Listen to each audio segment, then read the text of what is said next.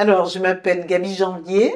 Je suis née à Fort-de-France, en Martinique. Dans l'Hexagone, je suis venue, j'avais 18 ans en 1965. Moi, je suis né en 54, à Saint-Louis du Sénégal. Voilà. Et je suis venu en France à l'âge de 17 ans. Ah, moi, je suis né en 1964 au Congo, Brazzaville, à Brazzaville.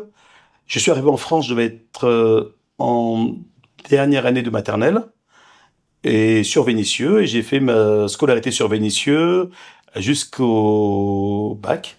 Je me présente, je me nomme Kodia John Kwadjo, j'ai 27 ans, je suis habitant des Minguettes depuis 27 ans.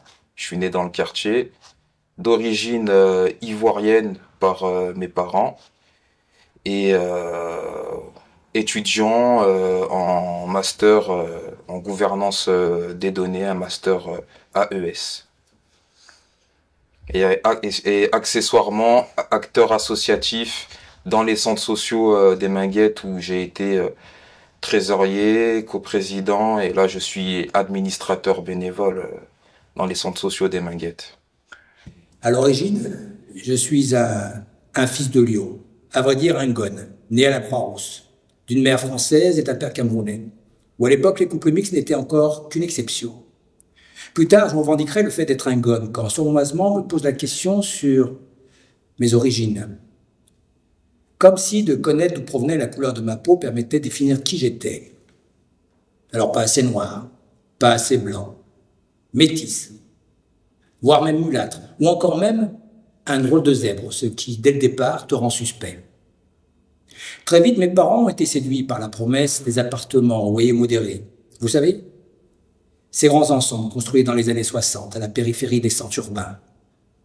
Nous avons élu domicile à Vénissieux, aux Minguettes, une ville dans une ville.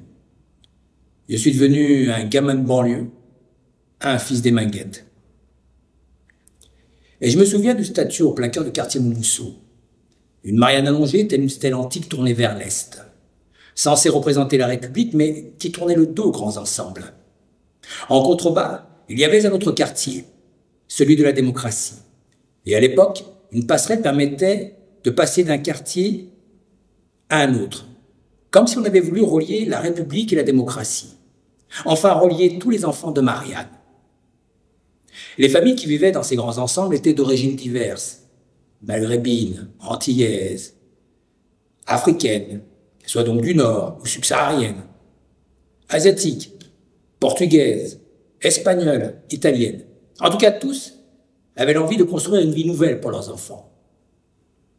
Puis, la passerelle fut retirée et l'accès à la démocratie fut beaucoup moins accessible. Dorénavant, il fallait traverser le boulevard sans limitation de vitesse, où la vie d'une gosse ne verra plus l'horizon de la démocratie. La violence est invitée dans les ensembles. Celle de la police, du racisme, du chômage, de la drogue, des armes, des bandes rivales, l'intolérance, enfin, la violence de l'exclusion. Alors très vite, ce fut le temps de la rénovation des quartiers, aux méthodes explosives, sous prétexte d'enrayer cette violence. Les quartiers disparaissaient sous les yeux incrédules de leurs habitants, délogés puis relogés je ne sais où. La démocratie s'est écroulée sous nos yeux, comme un château de cartes, tel des rêves qui partent en fumée, pour laisser place, dans nos esprits, à un no man's land. Nous étions comme l'expression artistique des marcheurs de 83, contre le racisme et pour l'égalité des droits. Inspirés du rêve du pasteur Martin Luther King, Toumi, Farou, Jamel, les grands, comme on les appelait dans le quartier, ont imaginé cette marche qui réunissait tous les Français, quelle que soit leur couleur de peau, quelle que soit la couleur de leurs zébrures, pour réclamer quoi? La justice, la paix, l'unité, le droit à la dignité, le droit à l'éducation, le droit à l'égalité des chances, le droit à la culture. Dans ces mêmes années, la marche va impulser des démarches artistiques et initiées par des acteurs culturels, éducatifs et militants des années 80. Et c'est pour cela que Marcel Notargiacomo, dit l'Italien, a imaginé au Minguettes cette première rencontre entre la danse hip-hop et la danse contemporaine, avec le chorégraphe Pierre Deloche, Car l'idéologie du vivre ensemble à l'époque est encore pleine d'authenticité. Et le spectacle Cascadance que nous avons créé au Minguettes en 1984 était ma respiration. Mettre ma vie en projet. Voilà, c'est ma présentation. Minuit se lève au détour, les voix se taisent et tout devient aveugle et sourd. La nuit camoufle pour quelques heures la zone sale et les épaves et la laideur. J'ai pas choisi de naître ici, entre l'ignorance et la violence et l'ennui. Je m'en sortirai, je me le promets, et s'il le faut, j'emploierai des moyens légaux.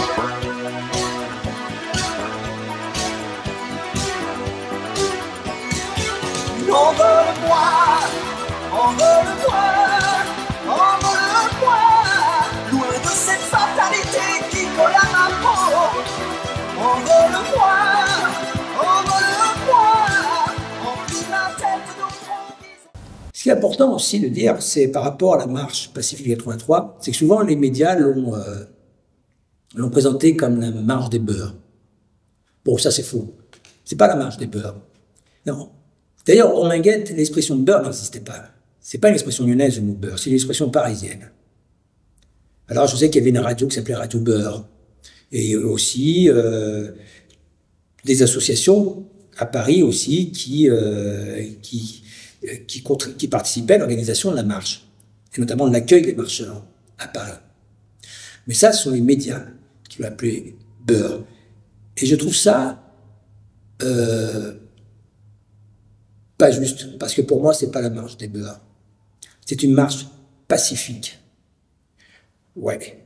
Il est sûr qu'elle était organisée par des jeunes essentiellement issus de l'immigration nord-africaine, mais pour eux, il ne s'agissait pas d'une marche communautaire. Je pense que les journalistes nous ont emmenés vers ce mot qui claquait bien, mais on a accepté ce mot. Si les journalistes n'avaient pas appelé ça marche des beurs, on ne l'avait pas imposé, si on leur a dit non, on ne veut pas que ça s'appelle comme ça ne serait pas appelé marche des beurs. Ça faisait bien. Je pense que c'est aussi pour... ça minimisait aussi la portée d'un tel événement. C'est quand même extraordinaire ce qu'ils ont fait. Ça minimisait la portée d'un tel événement. Je crois que France 2 a bien gardé le nom de la marche du siècle. De leur émission, c'était les marches du siècle. Donc, on dans une marche de revendication, comment ça s'appelle, catégorielle, sectorielle ou personnelle, ils ont enlevé la substance. C'était la marche pour l'égalité et contre le racisme.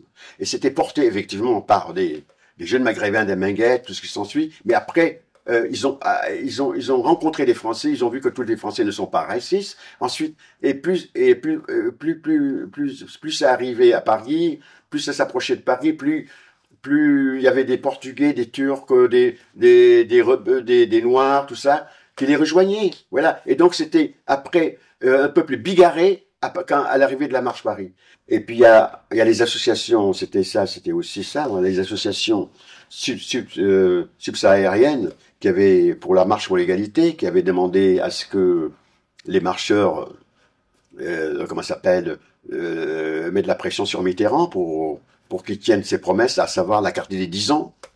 Et donc ça, c'est grâce à la marche qu'on a eu la carte des 10 ans, c'est le côté positif de cette marche.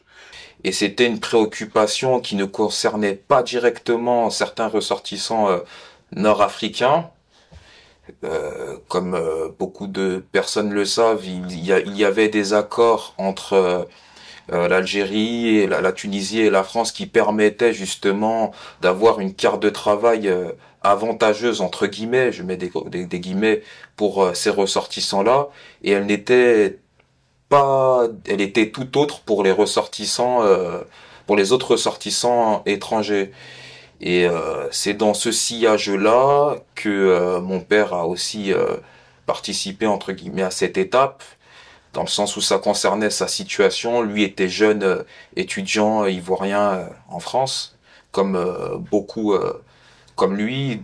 D'autres ressortissants d'Afrique subsaharienne étaient concernés par cette thématique administrative. Surtout que après la marche, il y a eu aussi les années Pasqua qui n'ont pas été faciles pour cette génération. Donc ils étaient vraiment concernés par ces questions de régularisation des personnes ayant des papiers provisoires ou sans papier. À cette période de l'histoire, ce qu'il faut remettre aussi dans ce contexte, dans les quartiers populaires de l'Est lyonnais, il y avait une grosse communauté nord-africaine très présente, une communauté aussi portugaise, italienne, espagnole, et les Nord-Africains qui étaient concernés par les mêmes thématiques dans le rapport police-population qui se délitait à cette époque, qui était le résultat d'une situation aussi économique qui se dégradait. Et je pense que avant que ça débouche sur une thématique beaucoup plus large qui concerne tout le monde, cette population a été parmi les premières à prendre, on va dire, un certain lead sur ces thématiques-là en matière de rapport police-population, même si les questions des violences policières transcendaient la couleur de peau, transcendaient la couleur de peau. Et du coup, en prenant ce leadership, très tôt, ils ont ouvert entre guillemets aussi cette lutte aussi au militantisme africain des subsahariens. Et je me dis que par cette histoire, même quand on voit l'arrivée de la marche le 3 décembre 83, il faut savoir que Toumi lance cette phrase générique « Bonjour à la France de toutes les couleurs ». Et je pense que cette France de toutes les couleurs ne se limitait pas à la prison dans laquelle les médias avaient enfermé cette marche en tant que marche des beurs ou autre. C'était vraiment la marche de tous les citoyens français et pas que français d'ailleurs, de tous les individus vivant sur le territoire. C'est une marche des beurs. C'était des problèmes qui concernaient essentiellement les beurs. Vous comprenez? Même si nous, parce qu'il y avait du racisme aussi, hein. Et puis, je veux dire, on ne peut pas être contre l'égalité de nos concitoyens. Au contraire, vous voyez. Mais c'est vrai qu'on n'était pas, j'étais pas aussi impliquée que j'ai été impliquée contre le racisme, vous voyez. Ben, ce qui m'a motivée, c'est que, je veux dire, pour moi, on est dans le même bateau. Qu'ils soient maghrébins ou pas, c'était la façon qu'ils étaient traités, dont on les traitait, la façon dont on les traitait et maltraités.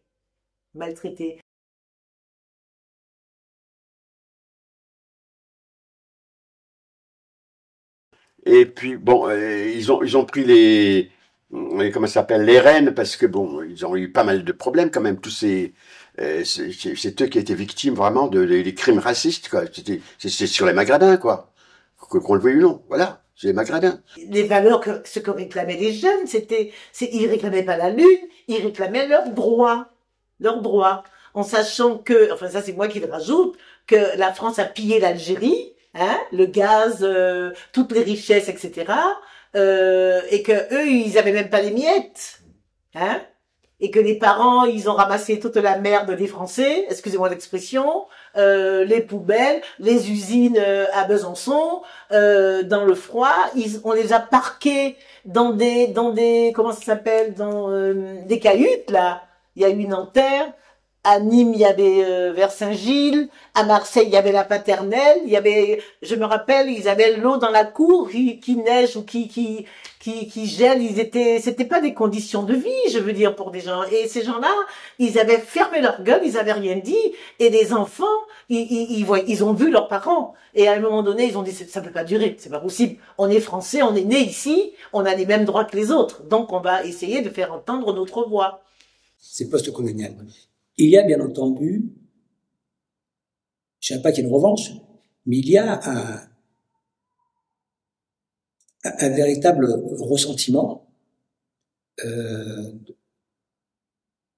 pour une frange de la population française d'avoir perdu ce territoire qui estimait français. Ça s'exprime à travers, oui, sa relation avec les populations maghrébines. Ce rejet, en fait. Ce rejet. On disait que parfois aussi que dans le corps policier, il y avait beaucoup de... Alors, là aussi, c'est vérifié. De pieds noirs. Et que souvent, eh bien que certains, beaucoup d'entre eux, pouvaient faire partie de ce qu'on appelle ces brebis galeuses aussi. Et que ces affrontements avec la jeunesse, on pouvait peut-être penser qu'elles étaient encore habitées par ce qu'ils appelaient le conflit, non pas la guerre d'Algérie. Alors que c'était une guerre. Qu'on le veuille ou non, j'étais confronté au racisme, parce que j'avais les cheveux en afro-bataille, hein, beaucoup de cheveux en afro-bataille, voilà. Et il y avait l'îlotage qui était assez conséquent à cette époque-là en France, quoi. Avec des flics, là, qui ont fait la guerre d'Algérie, tout le bazar, tout ça, quoi. Mais j'étais tout le temps contrôlé, moi, là où je passais, vraiment. Parce que j'avais des jeans déchirés à l'époque aussi, hein. Bon, tout le temps contrôlé par des brigades anti-stupéfiants, des trucs comme ça, aussi. Alors, donc, moi, bon, j'ai fait cette marche-là, donc, la marche m'a parlé, quoi. Des gens déjà étaient décomplexés dans certains milieux pour faire voir qu'ils étaient contre tout ce qui n'était pas blanc. Mais bon, ça, à la rigueur, c'est leur souci, c'était pas du tout le mien. C'est la première fois que ça m'arrivait. Même à Vénissieux, on avait des... Je sais pas, j'avais été reçu un jour par... c'est un peu plus tard, c'était 3 ans après, donc 26 ans après, par un élu du Front National, qui était avant au RPR, un ouvrier, qui était au RPR, puis quand le Front National a pris de l'importance, a basculé du côté du Front National, il m'avait reçu parce que je faisais une étude sur les élections politiques sur Vénissieux, dans le cadre de Sciences Po. Et nous avons échangé, puis je ne voyais rien à ce moment-là de méchant, mauvais à mon égard, parce que je pense qu'ils étaient plus, il y avait beaucoup de ressentiment sur les Algériens, et pour eux, la menace venait des Algériens, puis des Arabes. C'est la France des années 80, c'est celle-là. Les Noirs, on les comptait pas tellement, parce qu'ils ne devaient pas exister. Boire le rhum, faire la fête et compagnie, je crois que c'est l'image qu'on donnait plutôt aux Noirs. Donc il n'y avait pas cette revendication politique, donc on ne les voyait pas spécialement dans le paysage politique. Ben, disons que les Français étaient moins racistes à l'égard des Noirs. Mais enfin bon, il y avait une forme de racisme aussi, parce qu'il y avait le paternalisme aussi. Bon. Je suis allée au lycée Bossier à la Seine-sur-Mer. Et j'étais entourée de copines blanches. À l'époque, il y avait très peu de noirs dans le lycée, on devait être 2.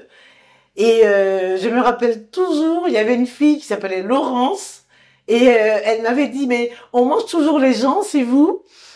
Et moi, je lui avais dit, mais ne reste pas là parce que je risque de te bouffer, tu vois. Voilà. C'était la réponse que j'avais faite. J'ai jamais oublié ça. Mais sinon, mes copines, il y avait pas de racisme à l'époque. Je me rappelle pas avoir subi du racisme. Même les profs.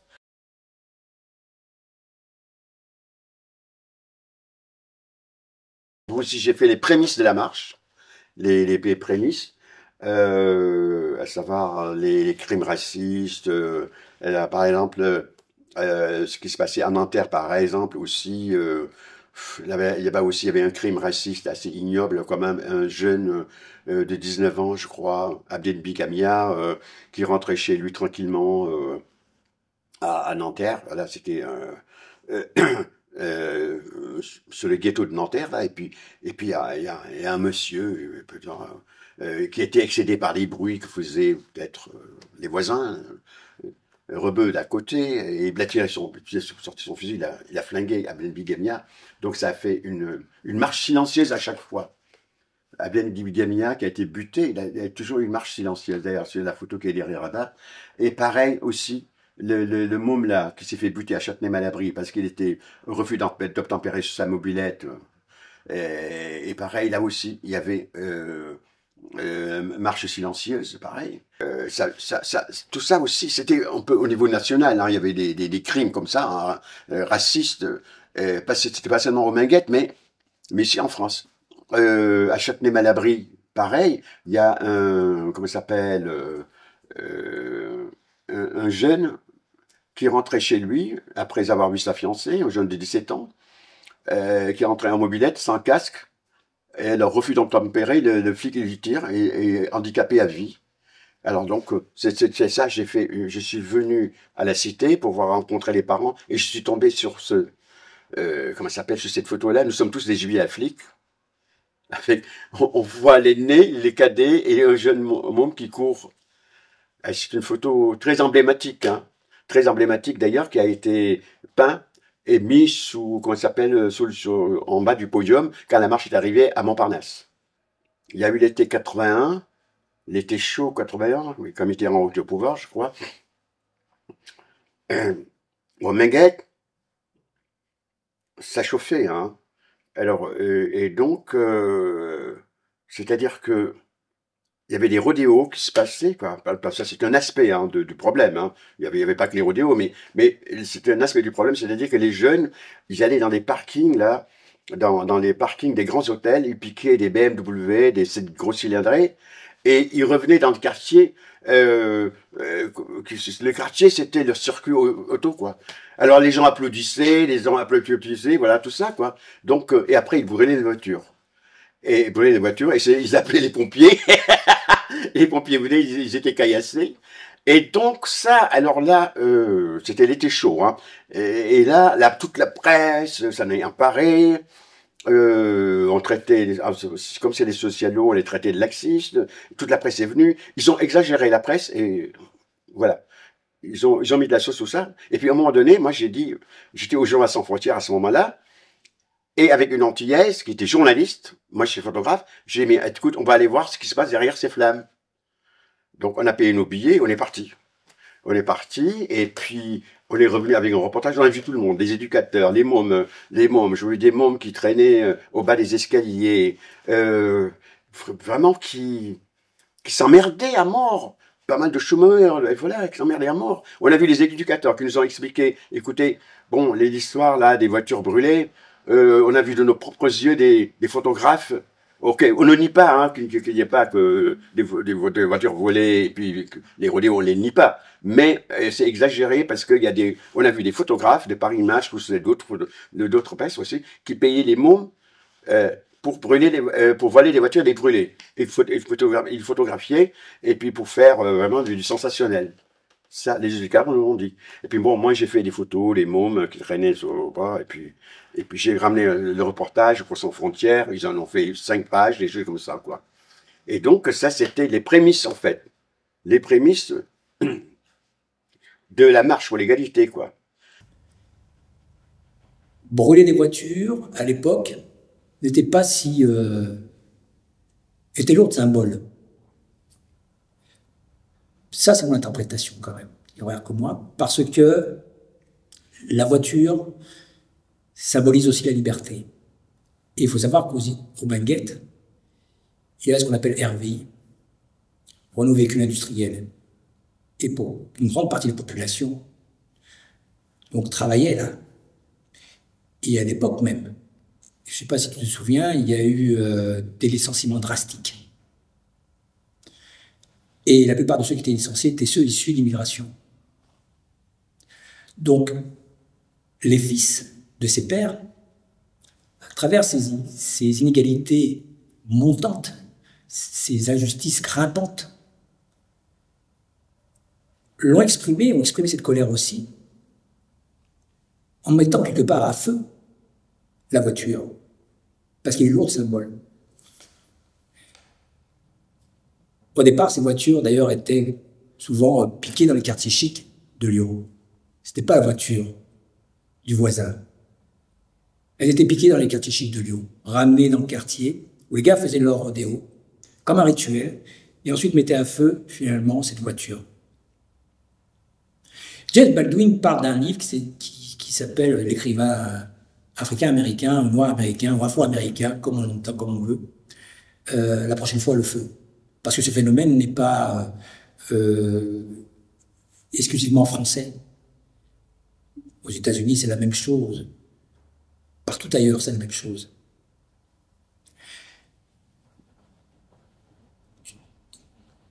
Seulement, ce qui s'est passé, c'est que cette colère Donc, pour revenir sur ce symbole du feu, c'est qu'il démontre aussi ces espoirs aussi qui brûlent, ces espoirs d'émancipation qui brûlent.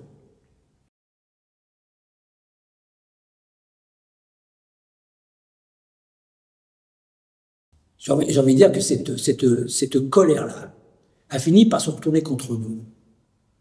Elle a fini par se retourner contre nous parce qu'elle n'arrivait pas à trouver, comment dire, il fallait qu'elle se matérialise autrement aussi. Il fallait la pacifier, cette colère. Il fallait la pacifier. Elle s'est retournée contre nous, comme aujourd'hui on le voit, où souvent après, ceux qui trinquent, c'est la population. C'est ceux qui vivent la cité. C'est ceux qui vivent la cité, c'est eux qui trinquent. Alors, c'est peut-être bassement matériel, on parle de voitures qui crament, mais véritable moyen, je viens d'expliquer tout à l'heure déjà, symbole de liberté, un moyen de déplacement, on le sait. Pour gagner sa croûte, pour beaucoup. Et là, c'est ce qui a fait que, oui, cette colère, effectivement, elle a pris un autre sens. Elle a pris un autre sens. Donc il fallait pacifier cette colère. Parce que elle nous portait tous préjudice. Elle s'adressait plus à la bonne personne. C'est important. Et je pense que la marche pacifique de 83 a été vraiment une très bonne initiative de la part des grands, ce qu'on appelait les grands. Parce qu'il fallait la pacifier, cette colère, et envoyer un message fort à la France.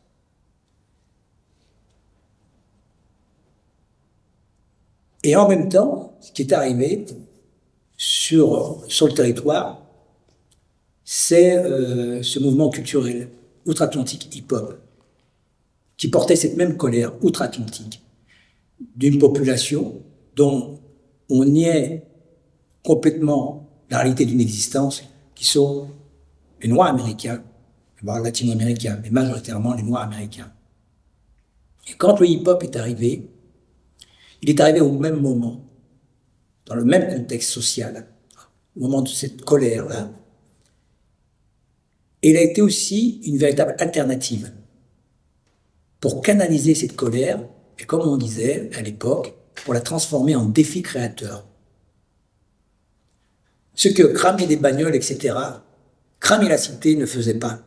Si nous avons très vite embrassé ce mouvement-là, qu'on n'appelait pas le hip-hop encore à l'époque, on appelait ça le move, c'est parce qu'on s'est identifié à cette colère qu'il portait. Et les moyens qui se donnaient pour la transcender, cette colère-là. Pour éviter justement que cette colère soit destructrice, qu'elle détruise alentour, qu'elle nous désunisse. Et qu'au contraire, à travers ces moyens-là, qui est l'art, la culture, permettait aussi être cette arme qu'on allait utiliser, mais aussi le moyen de nous unir. Qu'on soit blanc, métis, brun, jaune, etc. Et ensemble, de lutter contre la même menace, le même ennemi. Le même ennemi. C'est le hip-hop. Parce que oui, il venait avec à la fois tout un univers artistique, donc ces 4 éléments, la musique, la danse, le rap, le graphe, mais aussi toute une histoire. C'est du combat d'une population africaine-américaine à travers ce mouvement des droits civiques, du Black Power, etc. Et on s'est très vite identifié à ça. Et ceux qui ont aussi saisi la portée subversive de ce mouvement culturel, c'est ceux qui étaient aussi près de la jeunesse, de cette jeunesse-là. Et je sais pas, que c'est comme un souffle d'air frais qui arrivait, hein. Le souffle d'air frais qui est arrivé. Et puis, tu as les radios qui se sont libérés, il y a eu des folies, c'est toutes ces radios qui se sont libérées et tout, quoi. L'expression devenait, voilà, fluide. Et j'aimais pas du tout les photos que je voyais dans la presse, voilà, sur les immigrés. C'était cafardeux, c'était pas beau, c'était pas joli, ni rien du tout. Or que moi, c'était pas ça que je vivais qu'en France. J'avais des amis français, j'avais des amis africains, j'avais des amis rebeux, tout ça. Je dis, mais pourquoi on parle pas de ces métissages? Après, je me dis, mais voilà, ben voilà, photographie la beauté de ces métissages-là, les gens, et puis comme le griot le fait, voilà. Et là, j'ai trouvé mon identité photographique, et j'ai commencé à faire des photos, justement, de ma génération, voilà, tout ce mélange là, de métissage qui se faisait sous nos yeux, là, et là, dont la presse ne parlait pas. Et un jour, je l'ai invité à un anniversaire, et j'étais avec mes planches contact, des planches contact que j'avais comme ça, mon appareil photo, tout ça. Et il y a un monsieur qui était à l'anniversaire, qui me fait ah, je peux voir tes planches contact? Mais je lui ai montré. Elle s'est mise à les regarder. T'en as d'autres comme ça? Je dis ben oui. Il me fait écoute, je suis le directeur de l'agence presse Viva, qui était à la rue Michel Lecomte. Écoute, est-ce qu'on peut se voir et 2 mois après, ou même, c'est lui qui m'appelle, je sais pas. Je suis venu à l'agence. Il me dit ah, j'ai un chèque pour vous. Ah ben c'est très bien. Et puis il me sort tous des justificatifs, des parutions, de photos, tout ça. Il me dit mais bienvenue à l'agence. Je dis ben banco. Donc je suis rentré à l'agence des Viva, et il y avait des grands photographes comme Ditifon, Le Quérec, tout ce qui s'ensuit, où j'ai appris avec eux vraiment, voilà. Je suis resté 2 ans, 3 ans, je sais pas, voilà. Et c'est là, à un moment donné, et parallèlement à ça, j'ai rencontré le Journal Sans Frontières. En fait, je ne sais plus comment, mais c'était en 78 en fait, en tout cas 79. Je ne sais pas comment j'ai rencontré le Journal Sans Frontières. Ça, je n'arrive pas, ça va. Mais j'ai rencontré ce journal.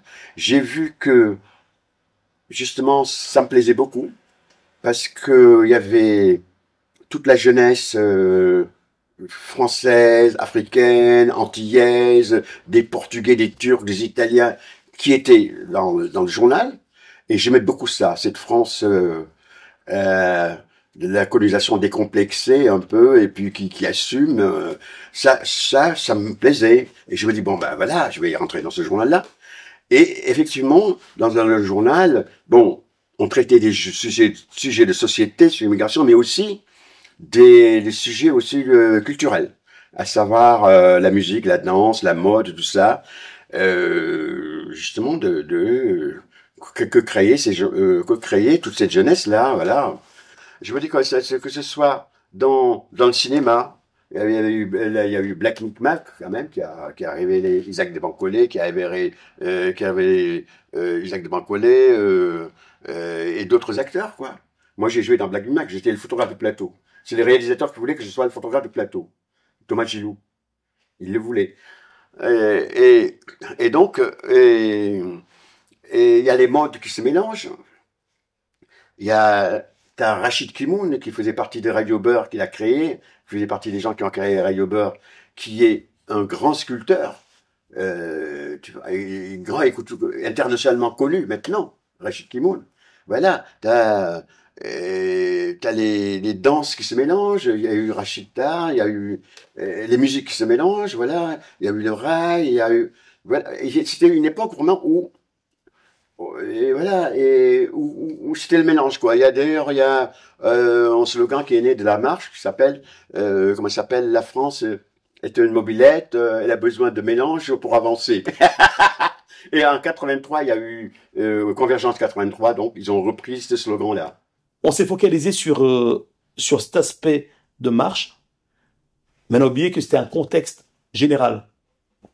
Il y a une explosion. Alors, je n'ai pas vécu mai 68, mais je pense qu'on est dans une espèce de mai 68 en retard, pas fait par les étudiants, et qui va demander il y a un foisonnement culturel, social, politique. La marche est politique, mais même dans les entreprises, ça bouge dans les entreprises. À Vénissieux, je sais que beaucoup de salariés, beaucoup d'ouvriers vont venir faire de l'animation. Ils vont changer de métier, ils vont devenir des animateurs. Tout ce qui se passe, comme le hip-hop. Fred Ben Noguet le rappelait justement qu'il n'y a pas si longtemps que ça, le point de départ du hip-hop. Moi, je veux bien qu'on dise que c'est un truc à Paris ou à Lyon, à l'Opéra. Non, pour moi, c'est les Tours des Baguettes. On part de là. Et ce mouvement part, qui n'est pas du tout un mouvement violent. qui voient un mouvement de revendication culturelle, on verra qu'ils ne font pas leurs entrées dans les opéras, dans les maisons de la danse, ils n'y sont pas. La culture n'est pas uniquement dans ces lieux dédiés à, elle est aussi de partout, dans le reste de la France, dans la rue. Nous étions au théâtre, la MJC qui faisait un boulot fantastique. J'espère qu'il continue à faire des boulots fantastiques dans la MJC, mais qui faisait un boulot fantastique qui servait de réceptacle et de relais culturel. Donc il y a tout un foisonnement qu'on a totalement oublié. On a focalisé sur la marche, comme s'il n'y avait que la marche, mais pour moi c'est plutôt tout le mouvement culturel qu'il y a eu autour. Je dis culturel au sens large, les chanteurs, moi, j'avais bien de Thierry Mancier qu'on adorait tous, Karim Cassel est descendu sur Vénitieux, il a chanté avec Thierry Mancier. Je me rappelle des acteurs, des danseurs, là je me rappelle aussi des gamins qui ne faisaient rien. Parce qu'il faut pas oublier, ça joue au foot, en bas des tours, ça faisait rien, mais un mouvement qui explosait de partout. Et le grand génie des hommes politiques comme François Mitterrand, c'était d'étouffer tout ça. À cause de SOS Racisme l'année d'après, je pense. Alors, SOS Racisme, un beau jour, c'était Patrick Menouchi, qui était aux Jeunesses Socialistes à l'époque, qui m'en avait parlé, qui me disait, oui, on va créer un comité SOS Racisme à Marseille, est-ce que tu veux en être, etc., etc. Pourquoi pas, moi je suis contre le racisme, hein, de toute façon. Et j'ai dit oui. Il y avait donc d'autres jeunes des Jeunesses Socialistes aussi. Il y avait Momo, le jeune qui est sur la photo que vous voyez là, c'est ça, c'est Momo, il s'appelle Momo avec nous, un jeune maghrébin. Mais il n'était pas de Marseille, il était plutôt de l'extérieur de Marseille, je crois de Marignane par là-bas. Et puis il y avait Catherine, il y avait Malika, oui voilà. Et donc on a monté ce comité et donc Harlem Désir est venu donc le jour où on a créé le comité marseillais, il est venu présenter à la population marseillaise, SOS Racisme, etc., etc. Après, on a commencé à faire des réunions dans les écoles, dans les collèges, les lycées. On était très, très actifs parce que on avait des subventions du Parti socialiste. Je ne pense pas que la marche ait eu beaucoup de subventions de qui que ce soit. Voilà, hein, la première chose. Et donc, et puis, c'est vrai que je crois que la différence entre la marche pour l'égalité et SOS Racisme, c'est que SOS Racisme, c'était contre le racisme. Il y avait pas d'histoire d'égalité parce que eux, ils en souffraient pas. Des gens comme Harlem Désir, des gens comme moi, j'avais mon boulot, ces gens-là étaient intégrés, Julien Drey, pareil, Menouchi, pareil, c'était des gens. Je veux dire, ils souffraient pas comme les jeunes maghrébins souffraient. Non, c'était autre chose. Donc du coup, ils étaient plus à l'aise et puis ils étaient aussi parisiens. Hein, on peut dire, c'était comme les bobos de maintenant, hein, plus ou moins. On avait des sous, on pouvait monter ce qu'on voulait. Quand on organisait une marche, on a fait une marche à la Bastille, on a fait République, on avait des sous pour prendre le train, pour affréter des cars et voilà, tout le monde y allait. Hein, mais c'était festif, c'était joyeux quand même, hein, avec la petite main, voilà. Depuis le début, j'entendais dire par les Maghrébins de Marseille, on veut pas se faire récupérer par SOS Racisme. Ils avaient déjà tout compris. Moi, j'ai mis du temps à comprendre parce que je me disais mais c'est le même combat, hein. En fait, c'était pas vraiment le même combat. J'ai mis du temps à réaliser ça. Même mon copain Jean-Marc, on a failli se battre, Jean-Marc et moi, contre à cause de SOS Racisme. Lui, il était contre SOS Racisme, alors que moi, je disais, mais c'est le même combat, c'est la même chose. Et en fait, effectivement, c'était pas véritablement la même chose, même si le but était quand même proche, hein.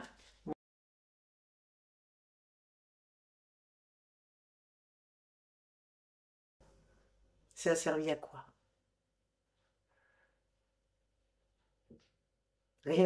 Pas grand-chose a changé.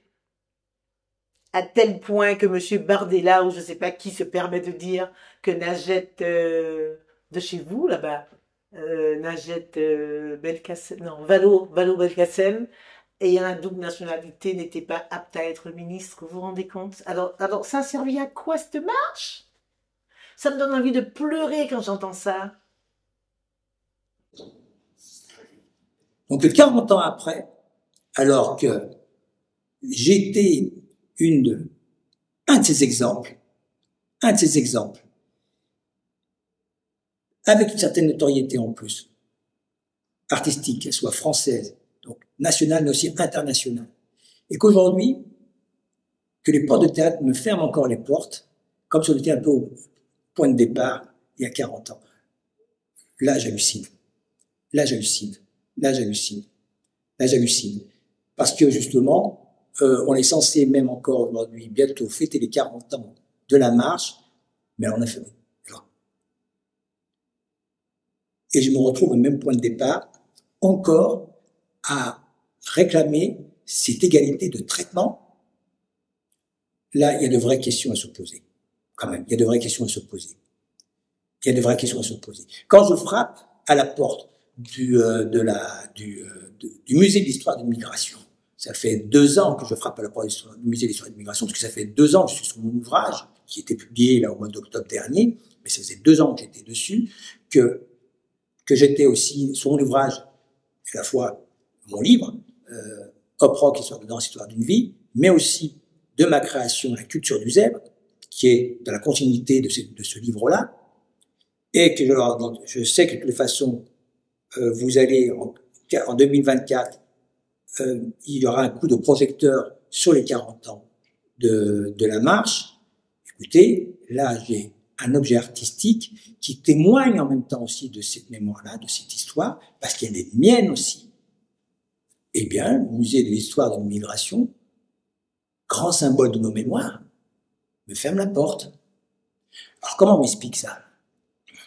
Quand à Vinicieux, le théâtre de Vinicieux, effectivement, veut bien accueillir une compagnie de théâtre qui s'appelle, Compagnie Nova, qui est parisienne, mais qui n'est pas pour justement autour d'un projet qui s'appelle 83 et qui va en même temps chercher les témoignages des habitants des Minguettes et de Vinicieux pour nourrir finalement sa création, mais elle n'est même pas foutue de se rapprocher de gens comme nous, parce que nous ne sommes pas nombreux, nous sommes plus nombreux, qui avons de pionniers justement de danseurs hip-hop et qui est né dans ce contexte-là, qui est même pas foutu qu'on les oriente même pas, qu'on n'est même pas foutu de les orienter vers nous, serait-ce que pour avoir un témoignage sur comment nous avons vécu et comment nous l'avons exprimé à travers la danse, et que j'entends encore toujours parler de beurre, ça me fatigue. Moi, sincèrement, c'est une marche, à mon avis, qui doit rester dans l'histoire. Sincèrement. Je ne retiens que le positif de cette marche-là. Ça a décomplexé les jeunes, comment ça s'appelle, qui ont relevé la tête, la jeunesse issue de l'immigration, que ce soit des Noirs ou des Rebeux, ils ont relevé la tête et ils ont pris leur rôle dans la société, quoi. Et pour parler, voilà, tout ça s'ensuit. Bon, évidemment, il y a encore... c'est beaucoup plus... Je pense que oui, c'est beaucoup plus libre qu'avant. C'est beaucoup plus libre avant parce que les jeunes s'expriment dans la presse, dans les médias, et voilà. Et puis il y a dans le cinéma aussi. Et dans les cinémas, il y a des réalisateurs maghrébins, il y a des réalisateurs noirs, il y a des acteurs noirs, tout ça s'ensuit. Bon, ça a évolué quand même. Voilà, ça a évolué. Ce n'est pas encore ça, mais ça a évolué. La marche pour l'égalité et contre le racisme, ce que ça m'évoque le terme héritage. Je me considère comme un héritier en tant qu'enfant des Minguettes, en tant qu'enfant de Montmousseau particulièrement, parce que le noyau dur, l'association s'est montée dans la tour où je suis né, la tour 10, à Montmousseau, les SOS Avenir Minguettes de leur nom initial.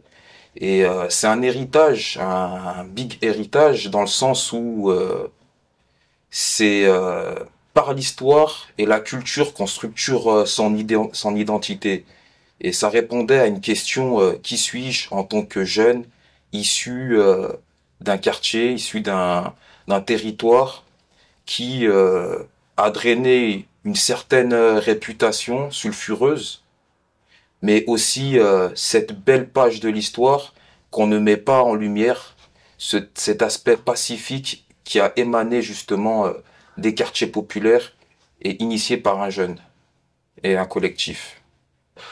Nous, notre impact, c'est aussi de transmettre cette histoire et faire en sorte que cette histoire rentre dans la grande histoire de France, qu'elle sort justement de la mémoire pour entrer dans l'histoire, qu'elle soit enseignée à sa juste valeur et qu'on n'ait pas peur de reconnaître que un jeune a initié et un groupe de jeunes a initié aussi une démarche citoyenne, des jeunes issus de quartiers populaires, et cet engagement citoyen s'adressait à tous, qu'on soit nord-africain, qu'on soit d'origine subsaharienne ou asiatique, ça s'adressait à toutes ces vagues, toutes ces vagues migratoires, à tous ces nouveaux citoyens français et qui vivent, qui apportent une certaine richesse culturelle et qui sont aussi eux-mêmes riches de cette double culture. De toute façon, qu'on le veuille ou non, le destin de l'Afrique, de manière générale, en tout cas de l'Afrique francophone, et des descendants de cette diaspora, et puis des Français dits de souche, entre guillemets, je mets des gros guillemets, il est lié par l'histoire en premier lieu, ça c'est sûr. Et je pense que s'intéresser à la fois à l'histoire locale, c'est justement s'inscrire dans un contexte plus global. On évoquait justement la question du Tata, la question de l'engagement de certains tirailleurs africains aux côtés des maquisards du Vercors. Ce sont toutes ces pages de l'histoire de la Seconde Guerre mondiale qui sont minorées, que l'on apprend que lorsqu'on fait des études supérieures. Donc ça veut dire qu'on réserve ce savoir-là qu'à une élite et qu'on ne diffuse pas à tout l'ensemble de la population. On a vraiment un problème de se projeter dans la nationalité française, dans la société, dans la communauté nationale française. Et bien évidemment, je ne mets pas forcément en cause uniquement les gens, mais aussi nos institutions. C'est pas en maniant la matraque, c'est pas en montrant du doigt, madame et des soirs, les gens en disant soit on est français, soit on n'est pas. Donc comme les institutions ne donnent pas, comment dire, ne vous montrent pas que vous êtes français, à force de stigmatisation, ainsi de suite, alors dites pas, oui, mais j'attendrai, non. On aime la République, on aime la France. Ok. Je ne me casse pas inutilement, mais des gens qui peut-être ne se sentent pas représentés, j'ai pas ça représenté, mais ne se sentent pas vraiment vivre en France, être acceptés dans leur propre pays, certainement. Alors je fais une analyse de café de commerce, hein, je suis pas sociologue, qui ne se sentent pas acceptés dans leur propre pays, ça peut dégénérer, mais je pense qu'il y a comme un problème entre les institutions et les gens. On va parler de banlieues. Pourquoi il y a encore des banlieues en France? Pourquoi il y a encore des banlieues? Pourquoi les problèmes sont encore dans ces endroits-là? On pourra dire, oui, les populations, les parents, ainsi de suite. La volonté politique n'y est pas. Donnez les moyens à tout le monde, vous allez voir. Cette histoire, vous savez, quand on dit les étrangers rentrez chez vous, c'est bien. Mais quels étrangers? Quels étrangers? Qui est étranger? Qui est étranger? Définissez-moi ce que c'est qu'un étranger. Si un étranger, c'est un nom blanc, oui, bien évidemment. Effectivement, il est étranger dans ce cas-là. Mais bon, je suis pas sûr que ça se définisse comme ça un étranger. Donc, quand on aura défini ce que c'est, je vois qu'il y a un débat encore bientôt sur l'immigration. C'est bien, je dis merci, bravo au président, parce qu'il a pas trouvé d'idée géniale pour régler le problème. Le problème n'est pas l'immigration. Le problème, c'est comment on accueille les populations en France et pourquoi on les accueille et surtout ce que en fait des Français. Quand on a réglé ce problème-là, peut-être on pourra parler d'immigration, mais aujourd'hui, c'est du foutage de gueule, c'est d'un fumage. Et ce qu'il y avait dans les années 80, on a utilisé les étrangers comme alibi, on a continué et on enfume les Français avec ce genre de propos. C'est dommage parce qu'on n'avancera jamais.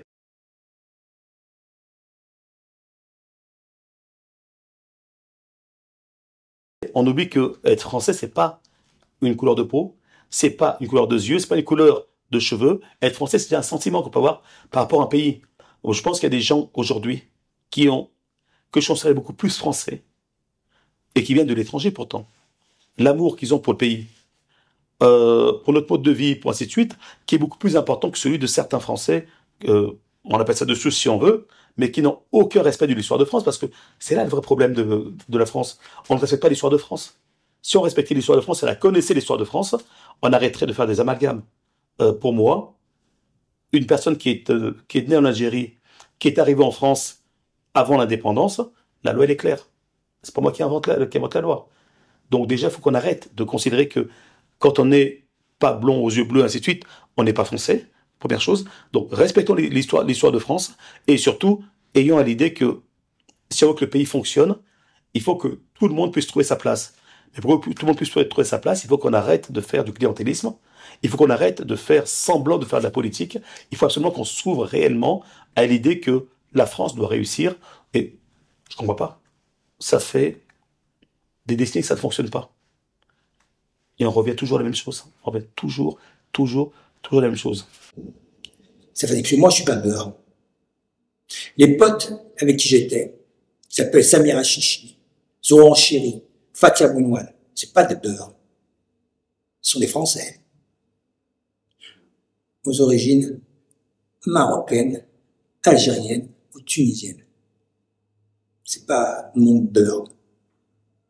C'est comme ça que nous, on se présentait et représentait, comme on voulait qu'on nous considère. Nous ne revendiquons pas le fait d'être français. De fait, nous étions français parce que nous étions nés en France.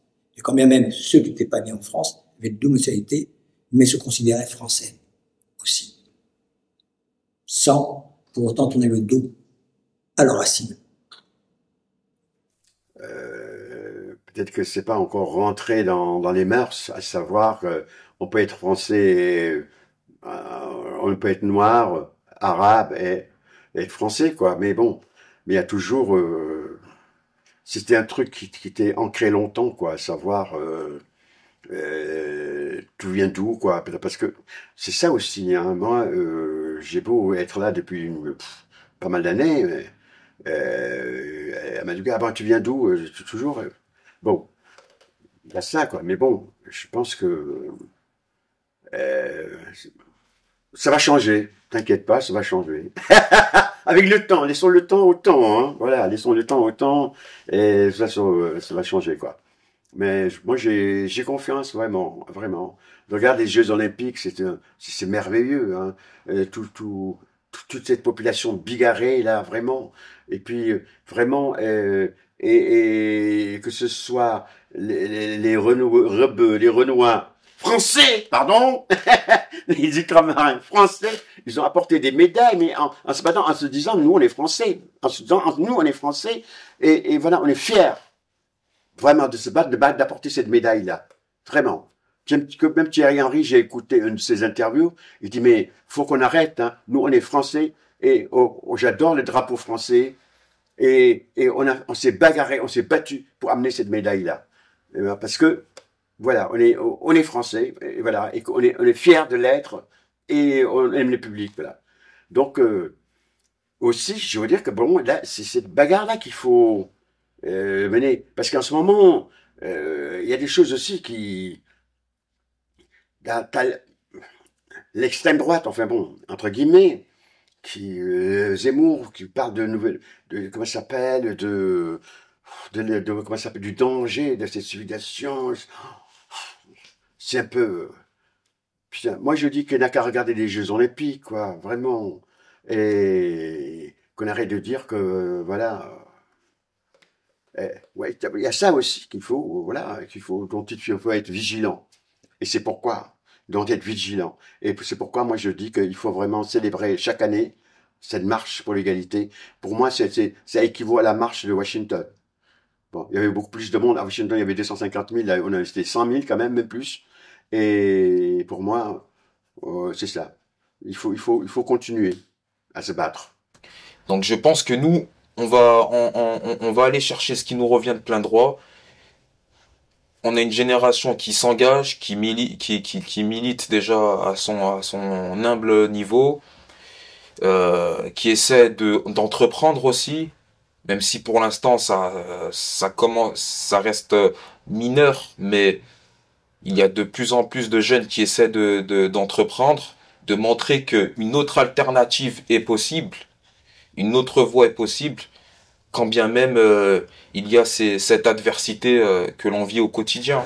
Je m'en sortirai, je te jure, à coups de livres, je franchirai tous ces murs.